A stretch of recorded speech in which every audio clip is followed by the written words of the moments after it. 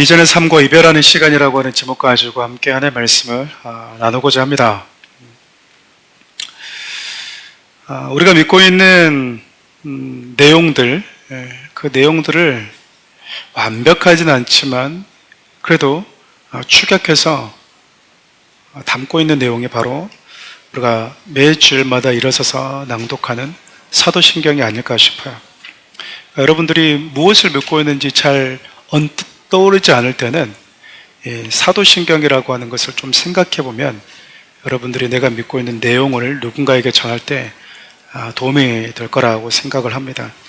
예수 그리스도를 중심으로 저와 여러분들이 믿고 있는 내용을 간략히 정리하면요, 예수 그리스도의 십자가, 그리고 예수 그리스도의 부활, 그리고 예수 그리스도의 다시 오시는 재림, 그리고 하나님 나라의 도래일 것입니다. 예수님의 십자가의 죽으심으로 인해서 그분 안에 있는 모든 자들이 죄와 죽음에서 자유케 되었다라고 하는 것, 더 이상 죄가 우리에게 영적인 채무를 물을 수 없게 되었다라고 하는 선언인 것이죠. 예수님이 부활하심으로 예수 안에 있는 모든 자들은 부활하신 예수님의 몸과 같이 썩지 않는 그 부활의 몸, 썩지 않는 생명을 갖게 되었다라고 하는 메시지가 예수 그리스도의 부활에 담겨져 있는 메시지입니다. 재림이라고 하는 것은 예수님 다시 오시는 그날에 죄로 가득한 세상에 하나님의 심판을 맞게 될 것이고, 예수를 믿는 모든 자들은 썩지 않는 부활의 몸을 갖고 영원한 하나님의 나라에서 살게 될 거라고 하는 사실, 그게 저와 여러분들이 믿고 있는 내용이에요. 여러분, 여행이 즐거운 건요, 돌아갈 집이 있기 때문에 그래요. 돌아갈 집이 없으면 여행은 즐겁지 않습니다. 그렇지 않나요? 내가 아무리 힘들고 어려워도 돌아갈 곳이 있다라고 했을 때 그 여행을 할 때 오는 즐거움과, 다 돌아가는데 여행이 끝나는데 난 돌아갈 곳이 없어서, 여러분, 돌아갈 집이 없는 것은 여행이 아니에요. 그거는 방랑이죠. 그렇지 않나요? 그러니까 집이 없는 채 여기저기 돌아다니는 건 여행이 아닙니다. 그냥 방랑자로 살 뿐인 거예요. 예수 그리스도를 믿는다고 하는 것은 이 세상에 우리가 나그네와 방랑자같이 살 우리에게 돌아갈 집이 생겼다라고 하는 것이거든요. 하나님의 나라가 바로 그것입니다. 저와 여러분들이 믿고 있는 내용이거든요. 근데 역사적으로 보면 예수 그리스도의 십자가와 부활은 이미 2000년 전에 이루어졌어요. 2000년 전에 이미 이 일이 끝났다 그 말입니다. 예수님께서 오셔서 저와 여러분들의 모든 죄의 문제와 부활에 대한 영적 법적 절차를 2000년 전에 다 끝내버리셨어요. 영적인 법적 절차가 이미 끝났다 그 말입니다. 예수 안에 들어온 자는 이렇게, 예수 안에 없는 자는 이렇게라고 하는 그 법적 절차가 이미 끝나버렸어요. 이제 남은 건 예수님의 재림뿐이거든요.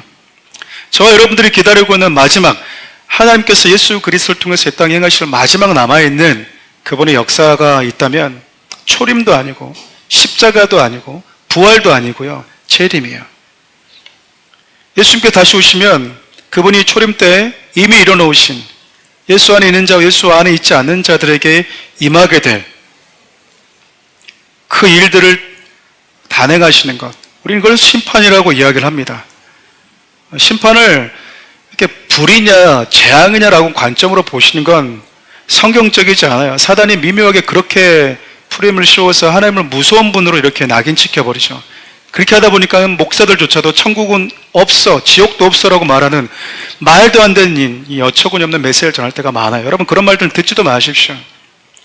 성경에서 말하고는 하나님께서 행하신 심판, 예수 안에 있는 자와 없는 자를 구분하시겠다라는 거거든요.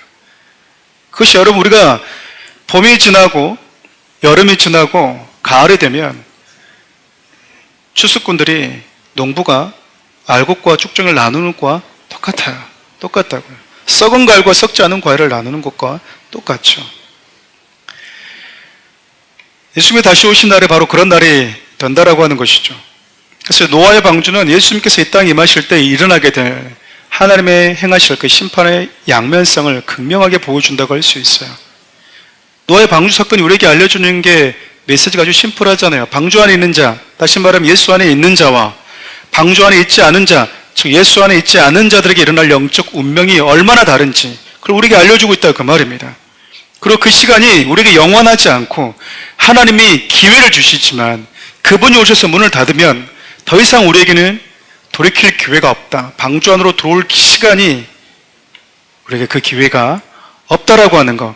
그것을 여러분 지금 방주라고 하는 이 사건을 통해서 저와 여러분들에게 들려주고 있는 거예요. 하나님의 심판이 시작되면 세상의 모든 것들은 잠기고 예수 안에 있는 자, 예수 안에 거하는 자들만 그 물에 잠기지 않고 남게 된다라고 하는 것. 그것이 여러분 노아의 방주 사건을 통해서 주님이 다시 오실 그날 일어나게 될 그 진노를 피할 수 있는 유일한 길이 예수 그리스도 안에 머무는 것뿐이라고 말해주고 있는 거예요. 사랑하는 우리 성도 여러분, 여러분들이 아무리 자존심이 어쩌니, 때로는 옛날 분들은 내 주먹을 믿어라 어쩌니, 하나님을 믿을 바에는 내가 돈을 믿겠다, 큰 소리 떵떵 치지만 여러분, 하나님께서 다시 오시면 여러분 그 앞에서 우리의 인간의 힘과 노력과 큰 소리는요, 여러분 아무것도 아니에요. 얼마나 무의미한지 몰라요. 아무리 잘났든 세상의 권력을 가졌든 그것이 우리의 생명의 키를 한 자나 더할 수 없다, 그 말입니다. 인간이 그렇게 무기력해요. 작다고요. 그것을 인정하는 것이 너무 중요하거든요.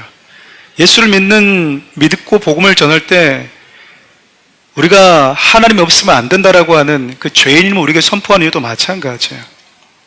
상대적으로 많이 갖고 있으면 예수 그리스도의 필요함을 못 느낄 수 있는 거예요. 그것이 너에게 필요한 건 별로 없어. 어쩌면 예수 그리스도가 우리에게 필요 없다라는 느낌을 갖게 되고 또 그런 생각들이 많아지고 있다라고 하는 건 우리 눈에 가치관 자체가 저 위에서 내려왔다라고 하는 거예요. 여러분, 이 땅에 있는 것들을 아무리 많이 가져도요, 우리 시선이 저 위에 있으면 우리는 늘 가난할 수밖에 없는 거예요. 심령이 늘 가난할 수밖에 없다고요. 그렇지 않나요? 근데 이 땅의 것들이 많이 채워짐으로 인해서 내 마음이 막 부유해지고 하나님에 대한 예배와 하나님을 향한 사랑이 소홀해지고 있다라고 하는 거. 여러분, 그거는 신앙이 나빠졌다는 개념보다 우리 시선이 저기서 내려오고 있다는 거예요. 위기라고 보셔야 된다, 그 말입니다.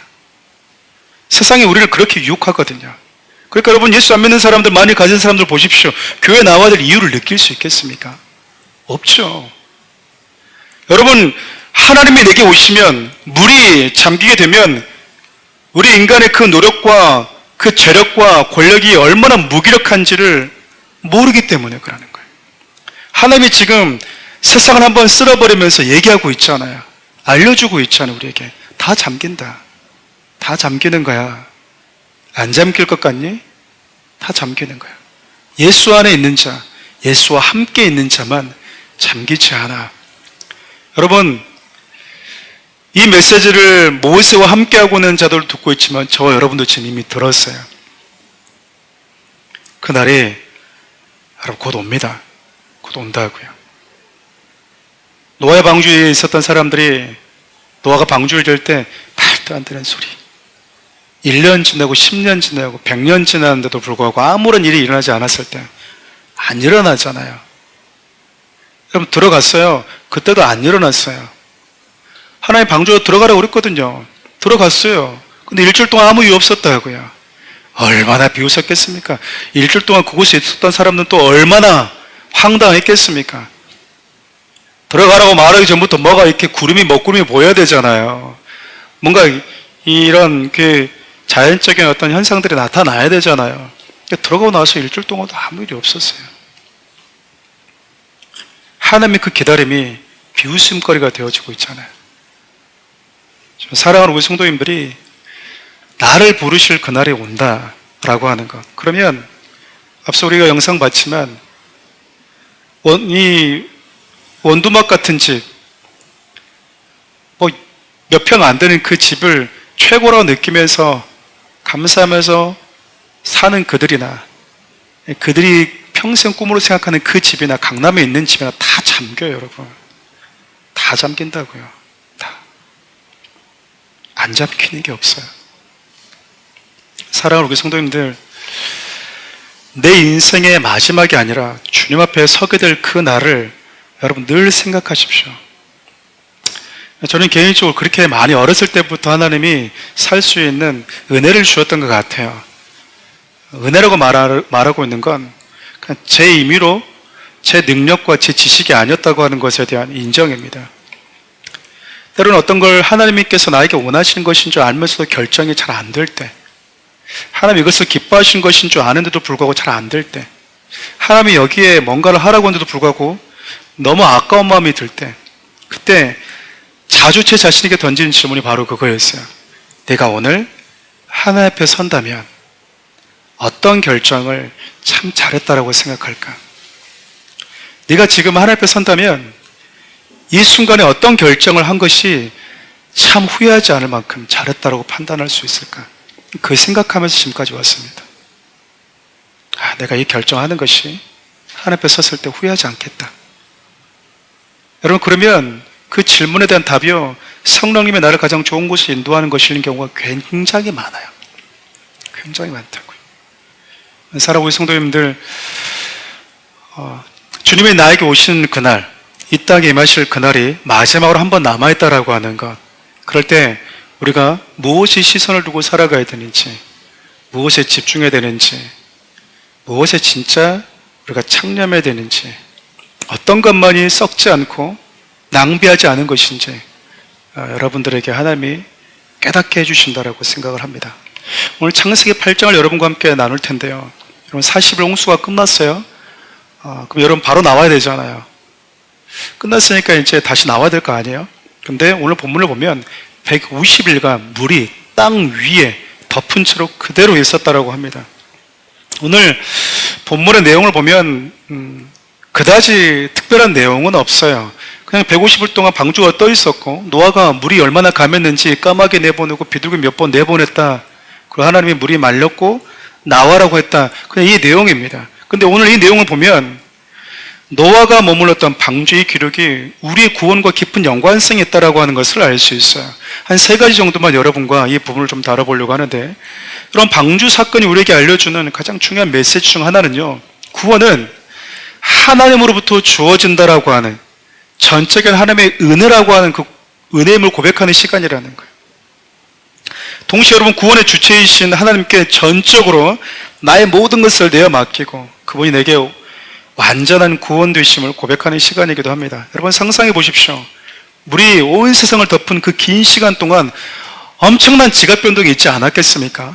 여러분, 달이 중력이 있잖아요. 서로 끌어당기잖아요. 그러면서 이렇게 지구가 자전하고 공존하는데, 그래서 밀물도, 그 거대한 바다도 밀물되고 썰물되는 것도 여러분 다 그런 것 때문이지 않습니까? 여러분, 물이 엄청나게 세상을 덮고 있을 때 땅의 지반이 흔들리고 말 그대로 지각 변동이 있었다, 그 말입니다.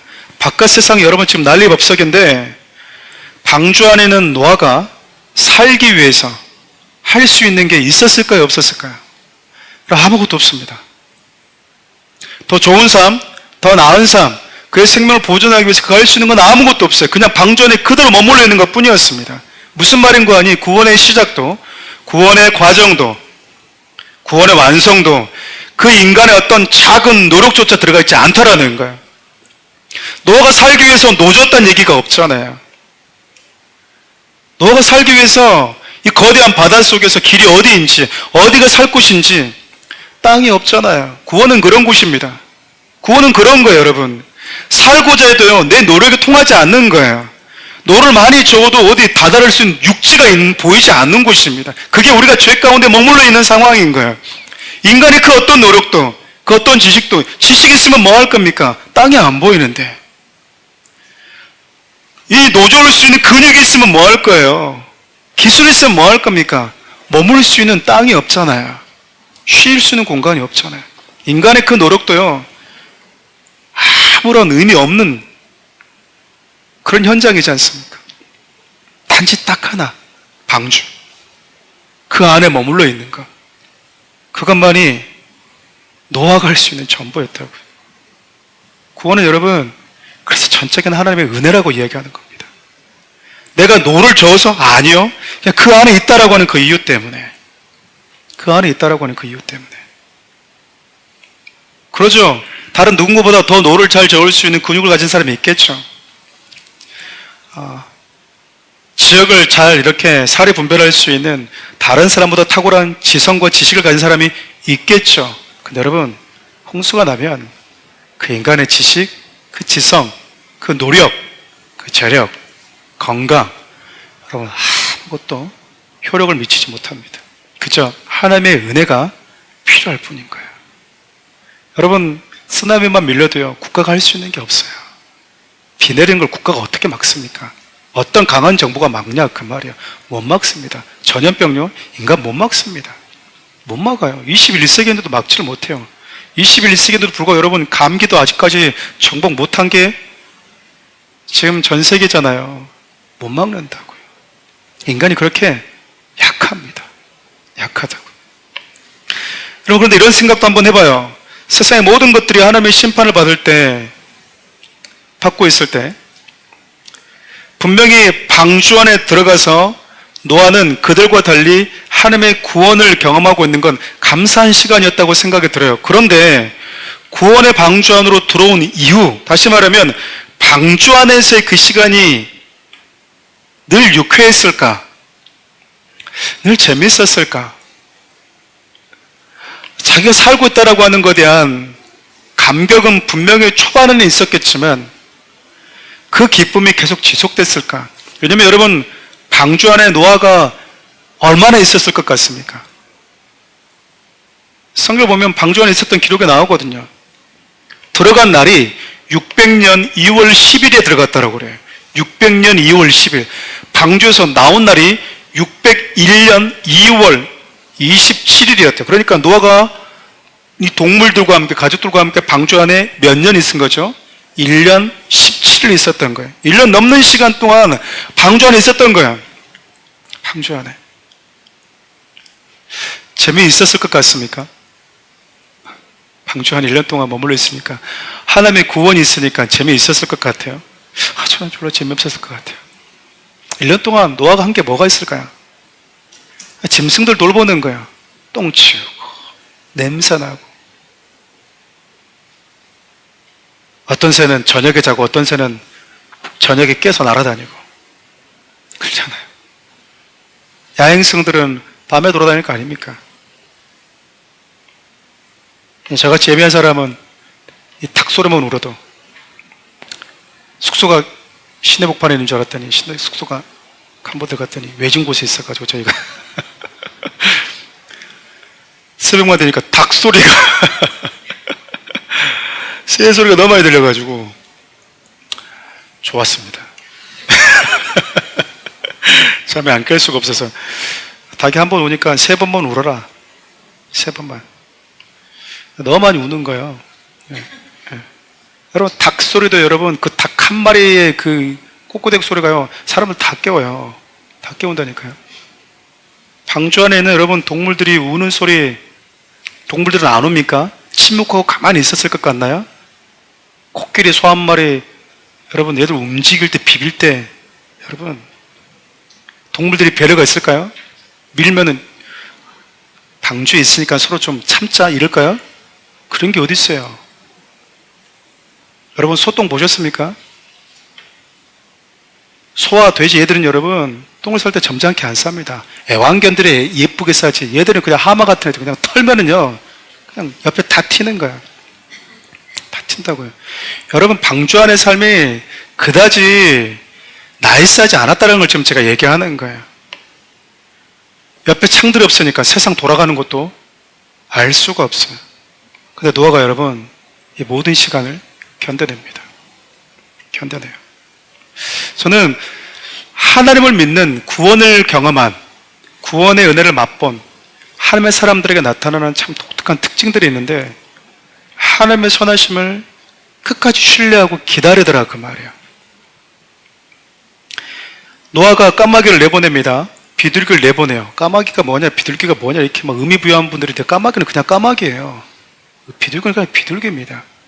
까마귀가 안 돌아왔다고, 안 돌아와서 알 거 아닙니까?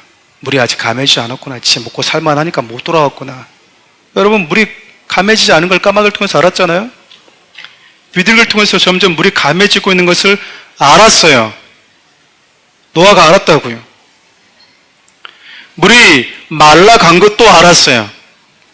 이젠 비둘기가 오지 않고 나무 잎새 열매를, 감람나무 잎새를 물고 온 걸 보면서 이제 물이 완전히 말랐구나, 나무도 잎이 돋았구나라고 하는 것도 알았어요. 근데 여러분, 노아가 나와요, 안 나와요?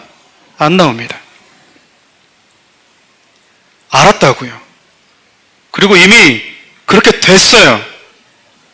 물이 말랐는지 알고 싶어하는 마음은 우리 모두의 아마 충동일 것 같아요. 언제까지 하나님 이걸 견뎌야 되죠? 라고 하는 마음은 저와 여러분 우리 모두와 똑같은 거 아니겠습니까? 노아처럼 똑같이. 그래서 궁금할 수 있어요. 그건 죄가 아니잖아요. 여러분 우리도 똑같이 까마귀 비둘기 내보낼 수 있습니다.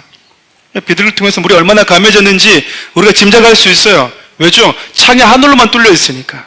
위로만 뚫려 있으니까 밑으로 뚫려 있지 않으니까 볼 수가 없잖아요. 그리고 마지막 잎새를 물어봤을 때는 말랐구나 땅이. 노아가 안 나옵니다. 노아가 언제 나온지 아십니까? 우리 15절부터 16절 말씀 함께 읽어볼까요? 하나님이 노아에게 말씀하여 이르시되 너는 내 아내와 내 아들들과 내 며느리들과 함께 방주 안에서 나오고. 여러분 상대적으로 센스가 있고 똑똑하다는 분들이 이 말씀을 마음에 깊이 새기시길 바라요. 여러분들의 그 똑똑함이 하나님의 말씀을 오히려 더디 순종에 만들게 할 수 있는 경우가 의외로 많습니다. 나의 잘남이 툭툭 떠오르는 나의 아이디어와 나의 지식이 하나님보다 앞서갈 때가 많다고요. 많다요. 만약에 노아가 목사였으면 그리고 자식들이 성도였으면 아니 지금 말랐는데 왜 안 나가요? 답답해 죽겠는데 나가야죠. 우리 진짜 숨막혀 죽겠는데 말랐잖아요. 지금 새가 마른 거 가져오잖아요. 그럼 나가야죠. 언제까지 기다릴 건데요? 여러분 라고 말할 수 있지 않겠어요?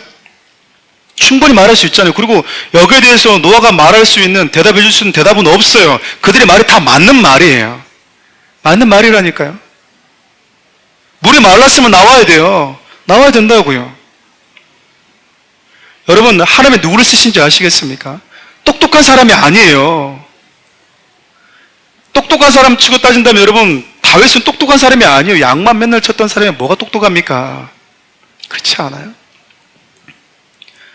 예수님이 부르시던 제자들이 뭐가 똑똑합니까? 똑똑하면 바리새인과 서기관들 불러야죠. 그렇지 않아요? 근데 하나님이 세우신 리더를 봐보십시오. 하나님이 세우신 여러분 리더를 보면요, 그들이 가지고 있는 고집 아닌 고집이 있어요. 하나님 말씀하지 않으면 안 움직여요. 안 움직인다. 그리고 하나님 말씀하시면요, 왜? 그렇게 무모해 보이는 데를 갑니다. 방주를 지으라고 하신 분도 하나님이셨고 문을 닫으라고 하신 분도 하나님이셨고 노아가 이 두 가지 레슨을 받으면서 그러면 나오라고 하신 분도 하나님이어야 돼. 그때까지 기다린 거예요. 비록 더딜지라도 하나님을 기다리는 그 시간이 우리에게 가치로 다가오지 않으면요, 그냥 그 시간은 힘든 겁니다. 그리고 앞에서 그렇게 일하는 목회자나 리더들은 그냥 미련해 보이는 거예요. 일을 되게 효율적으로, 비효율적으로 하는 사람으로 비칠 수밖에 없는 거죠. 지금 빨리 나가야지 동물들도 조금 더 살 것 같고, 이 스트레스에서. 당신은 견딘다고 할지만은 믿음이 연약한 나머지 7명은 어떻게 해? 당신과 똑같은 신앙의 수준이 아닌데. 그렇게 얼마든지 말할 수 있잖아요. 하나님을 기다리는 거, 여러분 그건 바보스러운 게 아니고 그게 신앙이에요. 하나님을 기다릴 줄 아는 것. 여러분 사랑하는 우리 교회가 7년 돼서 처음 해외 선교 처음 나간 거잖아요. 1년 차부터 나가고 싶었어요. 안 나갔다니까요. 안 나갔어. 성도들이 성장하는 게 더 중요하다. 말 한마디 가지고 누가 뭐라고 했네 어쩌네 이거 가지고 싸우고 있는데 어떻게 나갑니까 여러분? 말 한마디 가지고 누가 오해했네, 삼자 되면 어째, 교회를 나가니 어쩌고, 근데 어떻게 나가냐 그 말이에요. 아직까지 어린데. 그렇잖아요. 근데 여러분 제가 이번에 가서 선교사님 가장 많이 들었던 얘기가 뭔지 아십니까? 목사님 너무 독특합니다. 사랑하는 우리 교회가 너무 특별합니다. 목사님 저 말 장난이 아니고 진짜 특별합니다. 제 아내가 이렇게 회복된 적이 없었습니다. 그러니까 여자도 저한테 문자가 온 거예요. 제 아내가 회복된 게 너무 큰 기쁨 중에 하나라고. 지금도 집에 가서 그러신대요. 이게 웬일이야? 아내가 그런대요. 이게 무슨 일이야? 이런대요. 목사도 되게 보람되잖아요. 여러분 준비 시간이 되게 짧았어요. 여러분 제 개인적인 성향이 좀 있기도 하지만 제가 처음 선교 훈련을 받고 또 선교 가면 항상 뭐 하냐면 아침에 6시에서 6시 반에 일어나야 됩니다. 선교 가서 무슨 잠을 잔다고 다 일어나야 돼요, 여러분. 여러분 큐티 1시간 기도 다 합니다, 여러분. 저녁 갔다 오면 피곤해 죽겠는데 9시 반에 다 모여야 돼요, 8시, 9시에. 1시간 동안 부르짖고 기도하고 오늘 있었던 거 다 나눠야 돼. 피드백 다 해줘야 돼요, 돌아가면서. 그럼 여러분 15명이면 여러분 한 명씩 나누면요, 말을 좀 기신 분은 10분 갈 거 아니에요. 1시간 훌쩍 넘어버려요. 10시 넘어서 잡니다. 제가 딱 한 번 하려고 했거든요, 목요일 날 저녁에. 근데 그것도 못하고 우리 왔어요. 큐티 한 번도 못했고요. 저희 한 번도 못했어. 한 번도 못했어. 안 하고 싶어서 한 게 아니라 그냥 못했어. 근데 여러분, 제 안에 불안함이 하나도 없었다니까요. 하나도 없었어요. 저는 더뎌도 하나님을 기다리면서 가는 것, 그러니까 성도들이 조금씩 하나님을 배워가는 거, 알아가는 거, 그러면 여러분 뭐든지 할 수 있다고 생각합니다. 뭐든지 할 수 있다고 생각한다. 하나님을 기다리는 건 여러분 즐거운 일입니다. 즐거운 일이에요.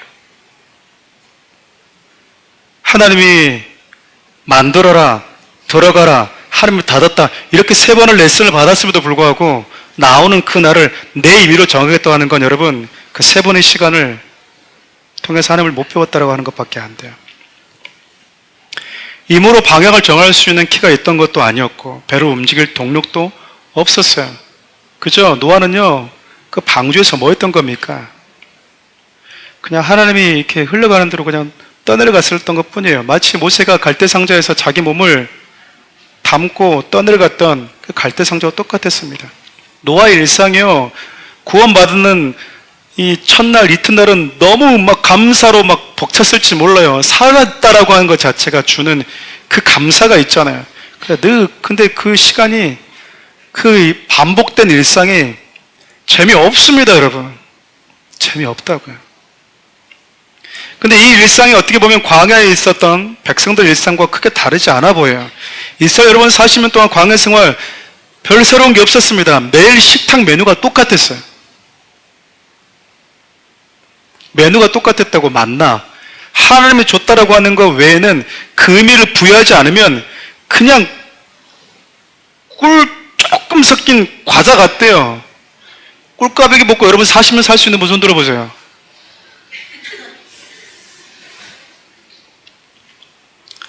사람들이 뭐 한 겁니까? 그거 가지고 갈아서 뭣도 만들어서 먹었겠죠.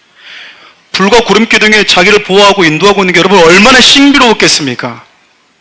하나님의 회막에 구름이 이렇게 있는 게 얼마나 신비로웠겠어요. 여러분 근데 사람이요, 그 신비로움이 사라진다니까요. 사라져요. 죄송한데 선풍기 저한테 조금만 해주십시오.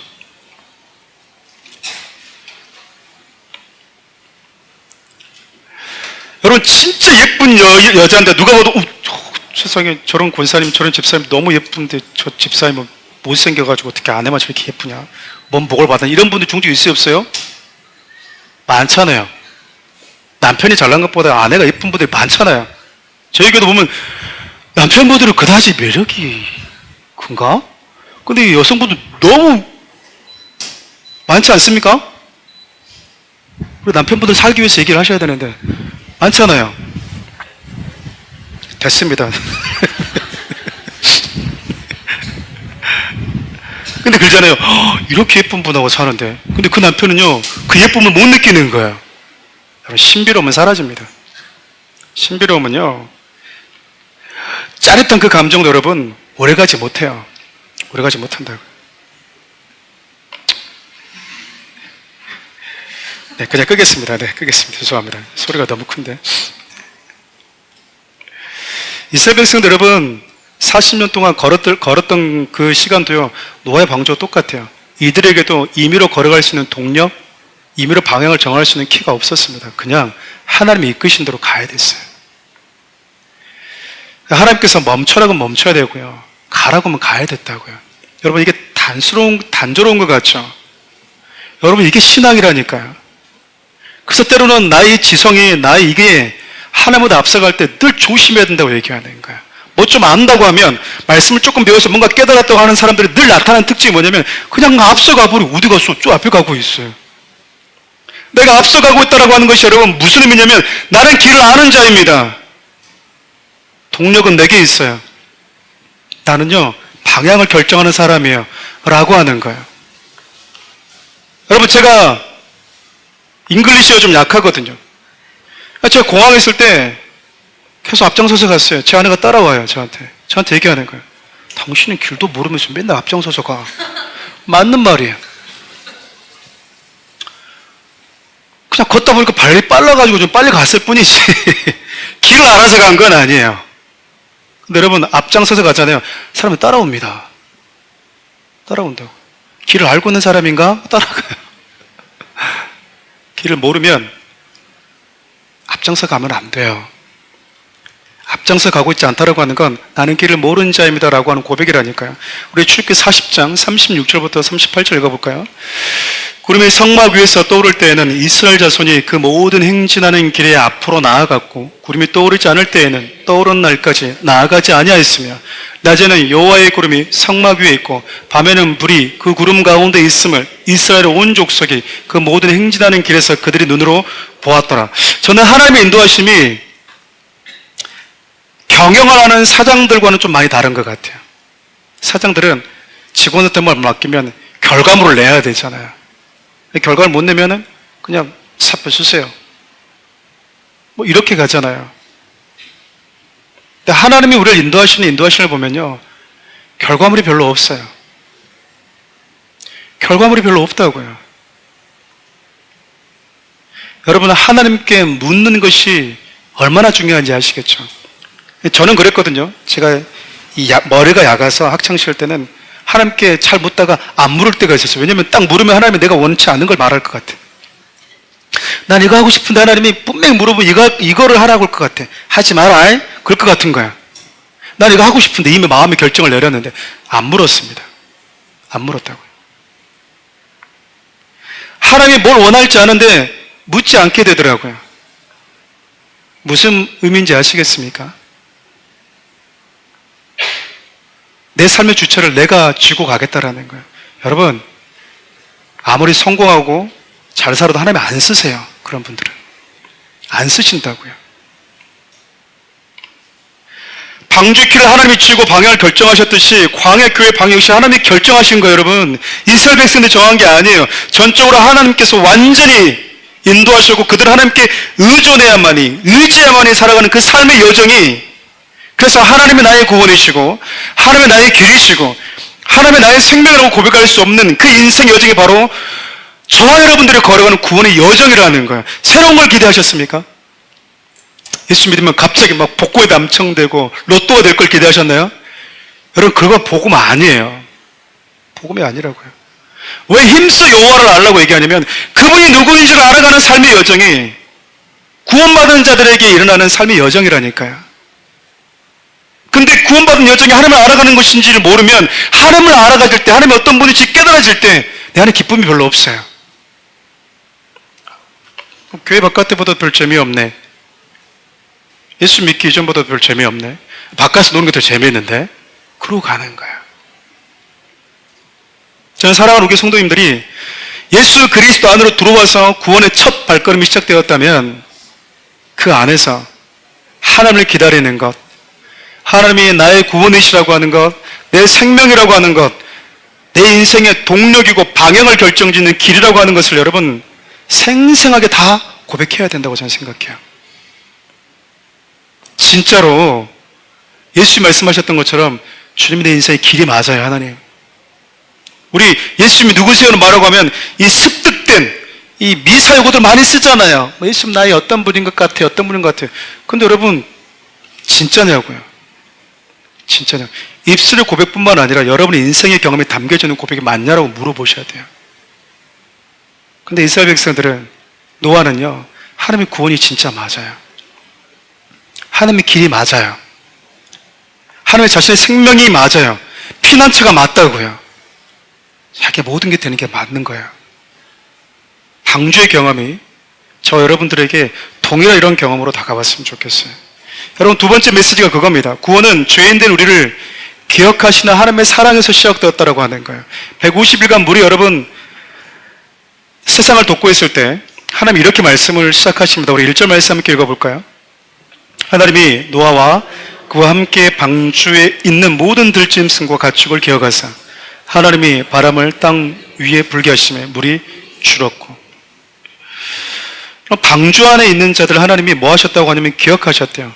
이 자카르라고 하는 히브리어 단어는 기억하다, 우리 예전에 권념마다라고 썼는데 마음의 색이다라는 뜻입니다. 그러니까 이 얘기는 하나님이 충동적으로 뭔가를 하신 게 아니라 기억하셨다고 하는 건 오래 마음에 품고 계셨다. 그리고 당신이 오래 마음에 품고 있었던 그것을 의지적으로 간직했다가 실질적으로 행동으로 나타내셨다라고 하는 표현이 바로 기억하셨다라고 하는 겁니다. 여러분, 출애굽기 2장 24절과 25절도 함께 읽어볼까요? 하나님이 그들의 고통소리를 들으시고 하나님이 아브라함과 이삭과 야곱에게 세운 그의 언약을 기억하사 하나님이 이스라엘 자손을 돌보셨고 하나님이 그들을 기억하셨더라. 여기도 똑같이 기억하셨더라.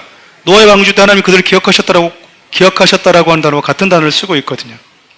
하나님이 노아의 방주 안에 있는 자들을 기억하셨던 것처럼 이 메시지를 듣고 있던 이스라엘 백성들은 왜 우리가 애굽에서 그 강한 애굽의 그 노역에서 그 강한 손에서 우리가 이곳으로 건짐을 받을 수 있었던가? 하나님이 기억하셨대요. 하나님이 아브라함과 이삭과 야곱에게 하신 그 언약을 마음에 계속 기억하고 있으셨대요. 우린 시간이 지나면 하나님이 잊었겠구나라고 생각하는데 아니요. 여러분, 이 메시지는 예수 그리스도 안에 있는 자들에게 하나님이 하신 그 언약이 어떻게 우리에게 반드시 성취될 수밖에 없는지를 얘기해주고 있어요. 아브라함과 이삭과 야곱의 언약도 하나님이 잊지 않고 마음에 계속 갖고 있었다라는 거잖아요. 힘들 때부터 나는 너희들을 약속의 땅으로 데려가기로 했는데, 근데 지금 이곳에 있으니까 하나님이 뭐 하셨다는 얘기입니까? 마음이 안쓰러웠다라는 거야. 하나님 우리 잊었나? 아니, 나 잊지 않았으니까. 기억하고 있으니까. 저와 여러분들 향한 구원도 마찬가지입니다. 하나님이 예수 그리스도를 통해 세우신 그 언약 때문에 나무에 매달린 그 예수를 바라보는 자들을 누구든지 유대인이나 이방인이나 헬라인이나 다른 야만인족들이라 하더라도 누가 되었든 쳐다보는 자들은 하나님의 당신의 자는 삼으시겠다라고 하는 그 약속의 말씀을 기억하셔서 저 여러분들이 예수를 바라볼 때요, 하나님 우리를 당신의 자는 삼으시는 거예요. 그러고 나서 하나님 뭐 하신 거죠? 그들 위해서 새로운 땅을 하나님 만드시는 거예요. 그 과정이 뭐였습니까? 물을 물러가게 하고 있는 거예요. 우리 1절과 3절 말씀도 함께 읽어봅시다. 하나님이 노아와 그와 함께 방주에 있는 모든 들짐승과 가축을 기억하사 하나님이 바람을 땅 위에 불게 하심에 물이 줄었고 기품의 샘과 하늘의 창문이 닫히고 하늘에서 비가 그치매 물이 땅에서 물러가고 점점 물러가서 150일 위에 주어들고. 여러분, 지금 아직 하나님의 심판이 끝난 게 아니잖아요. 그렇죠? 여전히 하나님의 심판은 진행되고 있어요. 그래서 지금 세상은 여전히 물로 가득합니다. 그냥 하나님이 한번 탁 쓸어버리는 게 아니라 강물처럼 머물러 있었다는 얘기는 하나님의 아직 진노가 끝나지 않았다는 걸 의미하잖아요. 근데 하나님이 강한 바람을 불게 하셔서 물을 줄어들게 하고 물러가게 하고 물러가게 하셨대요. 여러분, 이 표현이 출애굽기 14장 21절과 23절에도 나옵니다. 함께 읽어볼까요? 모세가 바다 위로 손을 내밀매 여호와께서 큰 동풍이 밤새도록 바닷물을 물러가게 하시니 물이 갈라져 바다가 마른 땅이 된지라. 이스라엘 자손이 바다 가운데로 육지로 걸어가고 물은 그들의 좌우벽에 애굽 사람들과 바로의 말과 다 그들의 뒤를 추격하여 바다 가운데로 들어오는지라. 이스라엘 백성들은 출애굽하는 동시에 그들의 신분이 하나님의 자녀라고는 구원의 시작이 일어났잖아요. 자유자가 된 거예요. 근데 그들이 자유자가 되었는데도 불구하고 그들이 여정에서 만나는 게 뭐였습니까? 홍해였어요.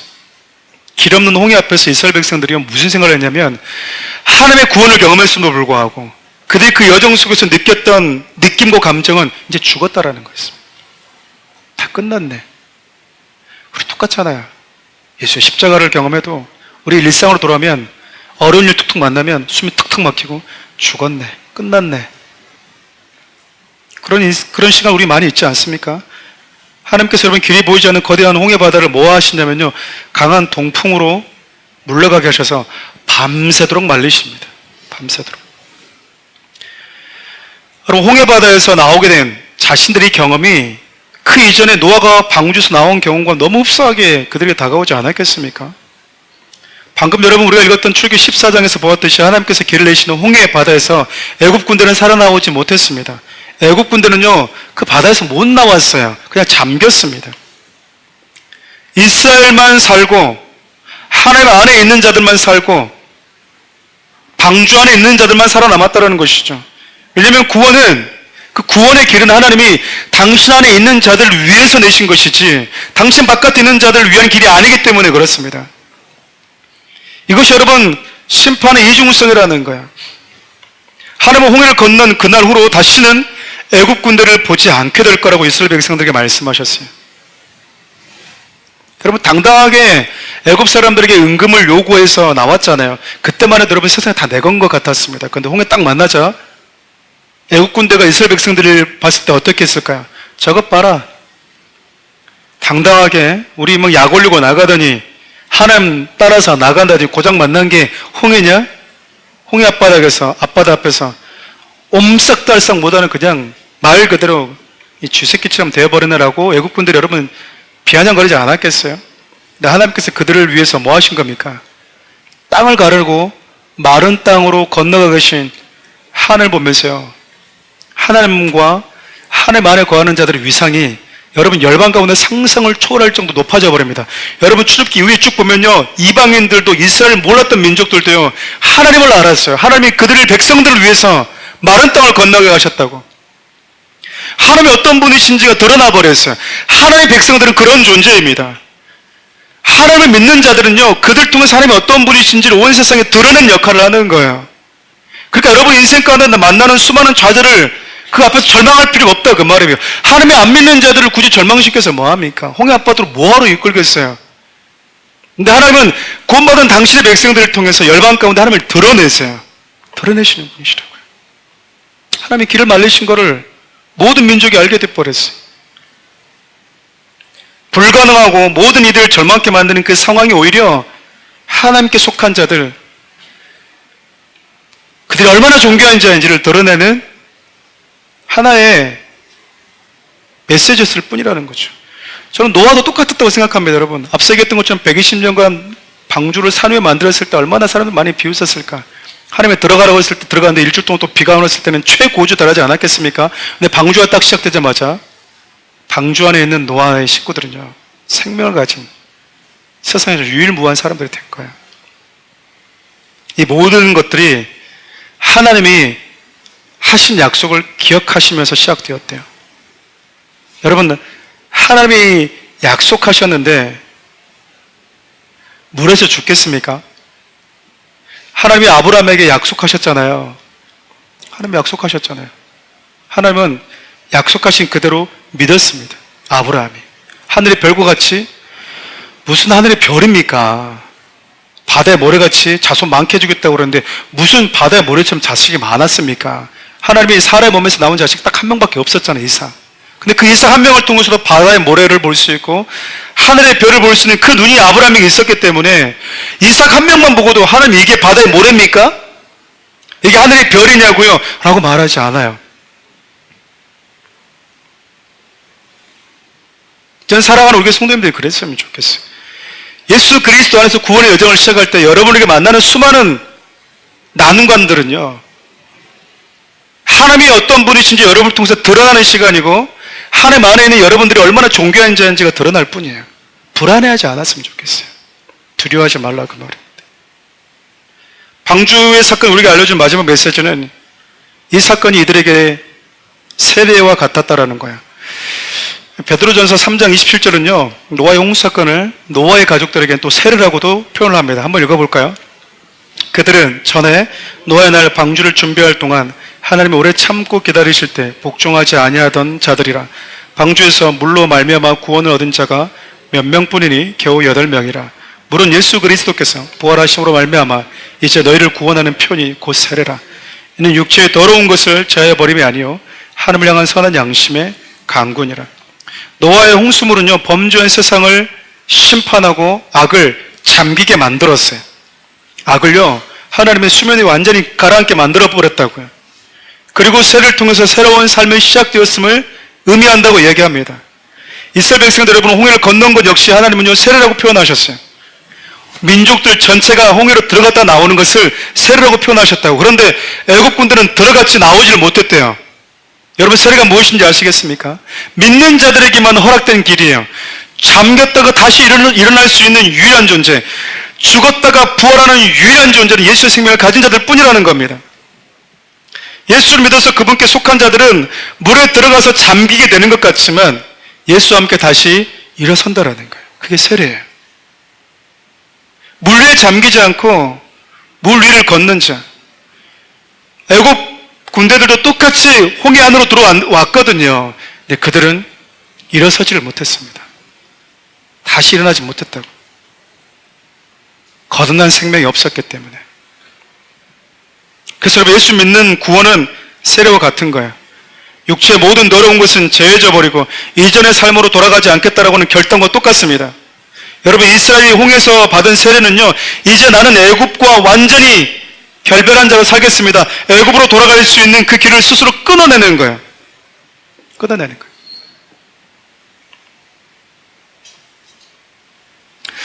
제가 몇 주 전에 이렇게 초대받아서 이렇게 주례가 아니라 결혼식을 간 적이 있었는데요.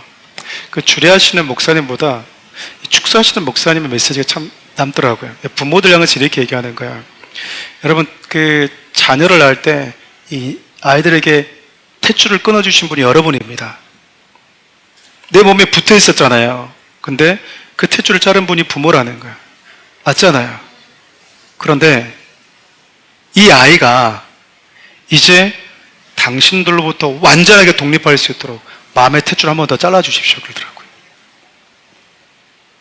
근데 참 의미 있게 저한테 다가왔습니다. 그건 어떻게 자를까요? 물리적으로 자르는 건 아니잖아요. 마음속에서, 내 생각 속에 잘라줘야 되는 거잖아요. 끝까지 내 품에 두겠다고 하는 건 아직 내가 탯줄을 못 자르고 있는 거잖아요. 탯줄 자르지 않은 채 아이와 함께 살 수 있겠습니까? 어쩌면 이 사건을 통해서 노아는요, 다시 이전의 세상으로 돌아갈 수 없게 되었을 거예요. 왜냐면 세상이 완전 다르게 지금 형성되고 있는 과정이니까. 전 예수 그리스도 안에서 구원받은 자들 역시 하나님의 진노가 임하는 이전의 삶과 완전히 결변될 자로 살아야 된다고 생각합니다. 하나님께서 출애굽한 이스라엘 백성들에게 이 메시지를 들려주면서 기대하고 있는 메시지가 있다면, 이제 너희들은 애굽으로 돌아갈 수 없다. 애굽 그리워하지 말아라. 애굽의 삶과 완전히 이별해라. 애굽으로 돌아갈 수 있는 그 탯줄을, 그 길을 잘라내라. 그 메시지 아니었겠습니까? 말씀 마무리하려고 그래요. 노아는 아마 방주의 사건을 통해서 하나님이 세상의 창조주이시구나, 그분은 당신이 창조한 세상이 더럽혀질 때 심판하시는 분이구나라고 하는 걸 여러분 몸소 체험한 당사자잖아요. 동시에 하나님의 진노 앞에서 인간이 얼마나 무기력하고 작고 연약한 존재인지 여러분 너무나 뼈저리게 느꼈을 거예요. 그리고 자신조차 아무것도 할 수 없는 긴 시간의 터널을 지나오면서 내 운명이 하나님의 손에 달려있다라고 하는 것을 인정할 수밖에 없는 그 여정이 구원의 여정이라고 하는 것도 알게 되었을 겁니다. 그리고 이제 노아는 홍수 시간을 통해서 완전히 새로운 세상을 만나게 될 거예요. 이 부분을 다음 시간에 여러분과 나눌 겁니다. 노아는 하나님께서 왜 홍수의 심판을 단행하셨는지 알게 된 사람이잖아요. 노아도 역시 이제 이전의 세상으로 돌아갈 수 없어요. 그리웠던 세상이 있을 거 아닙니까? 함께 했던 집. 왜냐면 소돔과 고모라 지날 때 롯의 아내는 그리워했거든요. 내가 두고 온 집. 조금 무리하게 들릴 수 있는 분들이 계시겠지만 저는 선교 일정 다녀오면서 그분들에게 지어준 그 집이 부럽지 않았습니다. 부럽지 않았어요. 그리고 난 저기 들어가 살고 싶다라고 하는 마음도 1%도 들지 않았습니다. 그분들에게는 너무 소중한 집이지만 저희 집이 훨씬 좋거든요. 저희 집이 언제든 샤워할 수 있고요, 비데도 있고 언제든지 간식 먹을 수 있고 라면 끓여 먹을 수 있는 게 있거든요. 근데 이전으로 못 돌아간다면 마음이 어떨까?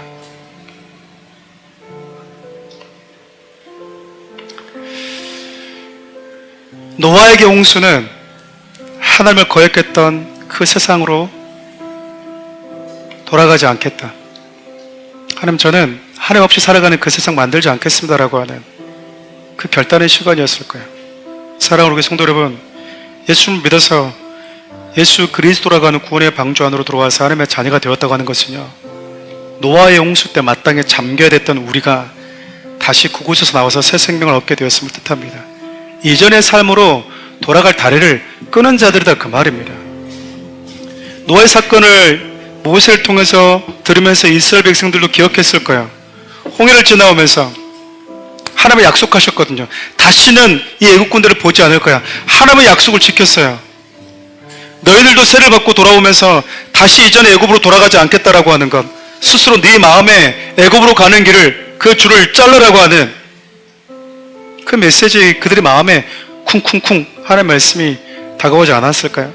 마음에 상하고 기분 나쁘면 우리 애굽으로 돌아가자, 교회 떠나자, 교회 옮기자, 그런 유치한 말들, 선동하는 사람들 맨날 그랬잖아요. 애굽 가자, 애굽 가자. 훨씬 더 재밌었잖아. 맞는 말이, 여러분, 그들이 하는 말이 맞는 말이었거든요. 야, 애굽이 훨씬 더 재밌었잖아. 더 재밌는 거, 맛있는 거 많이 먹었잖아. 맞아요. 근데 여러분, 이스라엘 백성들은 작은 하나님의 심판을 경험하고 왔어요. 홍해에서. 그곳에 잠기는 자들은 누구인지, 잠기지 않은 자들은 누구인지 그들이 홍해를 건너면서 경험하고 왔다고요. 그러면서 올라오면서 애굽으로 돌아갈 이전의 삶과 완전히 단절하길 원하시는, 이제 너희들을 기다리고 있는, 너희들이 감당해야 될 그 새로운 세상이 있다라고 하는 것, 하나님이 너희들을 통해서 꿈꾸는 세상이 있다라고 하는 것, 그 기대감으로 벅차오르기를 원하셨다, 그 말입니다. 그것이 노아에게 있어서 홍수의 세례였고, 이스라엘 백성들에게는 홍해의 세례였고, 저와 여러분들에게는 예수를 믿는 자들에게 그리스도로 옷 입고 세례받은 자들에게 나타내야 될, 그리고 우리가 추구해야 될 삶의 여정이라는 겁니다. 선교를 하면서 느꼈던 것 중에 하나가 그거였어요. 우리 감동받고 오잖아요. 그들은 그게 일상입니다. 우리는 짧게 갔다 오니까 뭔가 감동이 있고 막 감사가 있고 마음이 벅차오르고 1년에 한 번 가니까 그래요. 짧게. 살아보시면 그건 더 이상 특별하지 않습니다. 세상에 느끼는 쾌락과 예수 믿는 자들이 느끼는 쾌락과 행복이란 감정이 참 다르다라는 걸 참 많이 느끼고 왔거든요. 내 것을 줬어요. 땀 흘렸잖아요. 내 호주머니는 점점 가벼워졌어요. 사랑하는 우리 성도님들이 정말 땀 흘려서 저희들이 섬겨줬잖아요. 진짜 허태 안 쓰려고 많이 썼습니다.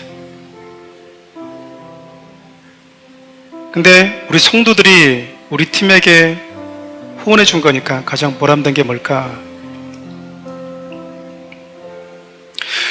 우리 교회도 넉넉하지 않거든요. 우리 국내 성교 갔다 오신 분들 아시겠지만 저희가 경험했던 6교회는 다 부동산이 많았습니다.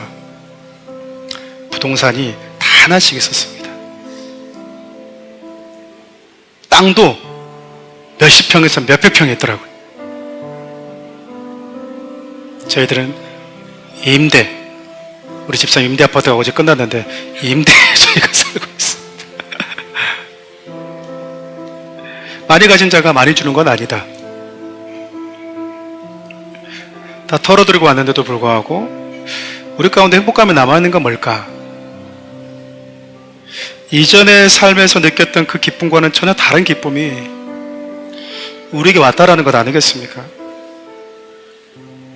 아마 우리 마음에 나 이제 이전의 삶으로 돌아가지 않으련다, 예수를 알지 못했던 이전의 그릇된 즐거움을 버리고 예수님이 내 삶의 가장 소중한 분임을 깨닫고 그분을 전하는 그 즐거움, 그 맛을 본 자로 살겠다라고 하는 그 각오가 저 여러분들에게 있기 때문에 그러지 않겠습니까? 그렇기 때문에 우리가 이 땅을 사는 동안 내가 땀 흘리고 수고하는 것들, 내 시간을, 내 능력과 내 체력을 하나님의 나를 위해서 쓰는 것 아니겠어요? 저 여러분들에게 묻겠습니다. 예수 그리스도로 세례받은 자들이 맞습니까? 맞으세요? 이전 세상으로 돌아갈 수 있는 길을 끊으셨습니까? 또한 여러분 못 돌아갑니다. 불강력적으로 못 돌아가요. 이스라엘 백성들 불강력적으로 다시 홍해를 가를 수 없어요.